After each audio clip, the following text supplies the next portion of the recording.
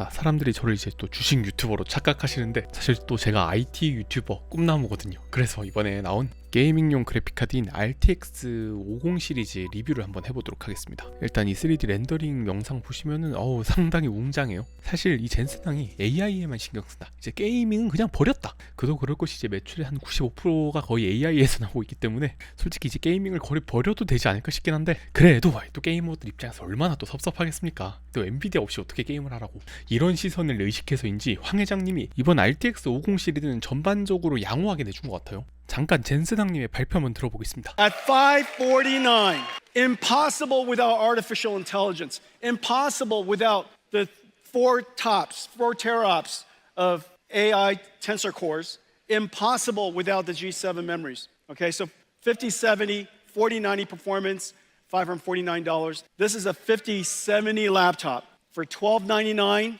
This 5070 laptop has a 4090 performance. 자, 어떠십니까? 야, 이게 믿어지시나요? 개인적으로 다른 건 모르겠는데 이거 보면서는 야, 젠슨한 형님이 입을 너무 터시는데, 아니 $500짜리 5070이 이제 300만 원이 넘어가는 4090급이다? 야, 이거는 조금 너무 나간 거 아닌가? 내가 그래서 직접 자료를 찾아봤습니다. 이 공식 홈페이지에 나와 있는 자료, 요게 가장 정확할 것 같아요. 뭘 봐야 되냐 하면 여기 파크라이 있죠, 파크라이. 여기 중에 레이트레이싱만 적용된 요 성능이 그냥 딱 깡성능이라고 하죠. 그러니까 게이머들이 실제로 체감하는 성능일 것 같습니다. 이게 대략 5대4 비율, 그러니까 한 25% 정도 성능이 향상됐다고 봐야겠죠. 뒤에 보시면 이제 DLSS를 다 킨 거랑 풀 레이트레이싱을 썼을 때는 진짜 한 2배에서 2배 반 정도 성능 향상이 있는데, 실제로 이거를 다 써서 게임을 플레이하는 사람이 얼마나 될 거고, 저걸 모두 다 지원하는 게임이 그렇게 많지 않거든요. 제가 또 예전에 광고를 받아서 이 앨런 웨이크를 직접 4080 슈퍼로 플레이한 적이 있었거든요. 여기서 보시면은 확실히 DLSS를 키고 RTX를 킨 게 퀄리티도 좋고 프레임도 더 많이 나옵니다. 근데 이 문제는 이게 적용되는 게임이 그렇게 많지는 않다는 거죠. 결국에는 이 젠슨항이 말했던 것처럼 그 정도의 성능 향상 폭을 실제 유저들이 체감할 수 있을까?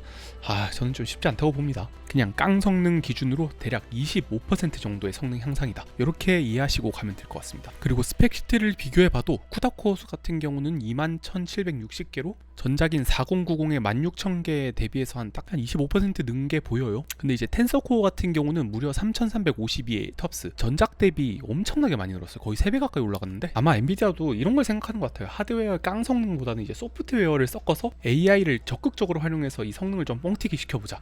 이게 사실 뭐 하드웨어의 한계는 좀 어쩔 수 없다고 보거든요. 물론 아까 말했듯이 쿠다코도 많이 늘었고, 기본 메모리 구성도 24기가 DDR6에서 32GB GDDR7으로 더 늘었습니다. 그런데 또 아쉬운 소식이 있었어요. 이 GDDR7 물량을 전량 마이크론에서 받았더라고요. 원래는 이 삼성 메모리 썼었는데, 이렇게 되니까 메모리 시장에서도 삼성이 좀 밀리나라는 그런 느낌을 받을 수밖에 없었습니다. 이러면 안 되는데 삼성이 좀 분발해서 나중에 또 수주도 많이 따고 HBM도 잘 개발이 됐으면 좋겠어요. 그리고 전작에도 욕을 먹었던 메모리 비트 384비트보다는 확실히 개선이 된 512비트로 아마 좋은 평을 받지 않을까 싶습니다. 그리고 제일 중요한 가격, 솔직히 성능 향상폭은 AI 성능 빼고는 그냥 뭐 이전에 있어왔던 발전이랑 크게 차이가 없다고 느끼거든요. 그런데 이제 젠슨항님이 가격은 좀 나쁘지 않게 내주신 것 같아요. 5090 같은 경우는 기존에 1599달러에서 1999달러로 엄청 많이 올랐습니다.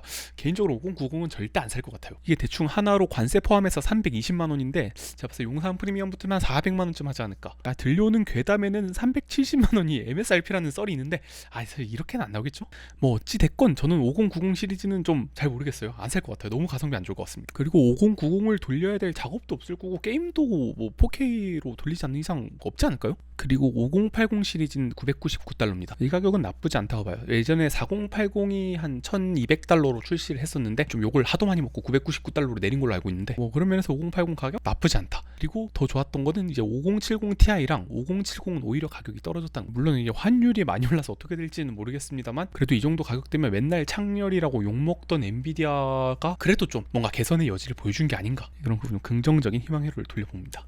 자, 그리고 이번 RTX 50 시리즈의 가장 큰 차이점, 아마 DLSS4가 아닐까 싶어요. 지금 이 50 시리즈만 되는 게 있습니다. 바로 이 DLSS 멀티 프레임 제너레이션. 그 전까지는 그냥 프레임 제너레이션이었는데 이번에는 이제 멀티 프레임 제너레이션으로 바뀌었습니다. 그게 뭔데 씹더가 이러시는 분 있을 것 같아서 제가 간단하게 정리를 했어요. 이전 버전에서는 AI로 프레임 사이사이마다 이렇게 프레임을 한 장 생성했습니다. 그런데 이게 블랙엘 아키텍처로 오면서 AI 성능이 3배가 좋아졌다는 말을 했잖아요. 그래서 이 프레임도 역시 3장을 더 넘게 만들 수가 있게 된 거예요. 그러니까 원래 이 프레임 사이사이에 AI로 기반으로 만든 걸 하나씩 끼워 넣었다면 대략 화면이 2배 정도 더 부드러워지겠죠. 그런데 DLSS4 멀티프레임 제너레이션은 이 사이사이에 3장씩 끼워 넣겠다는 겁니다.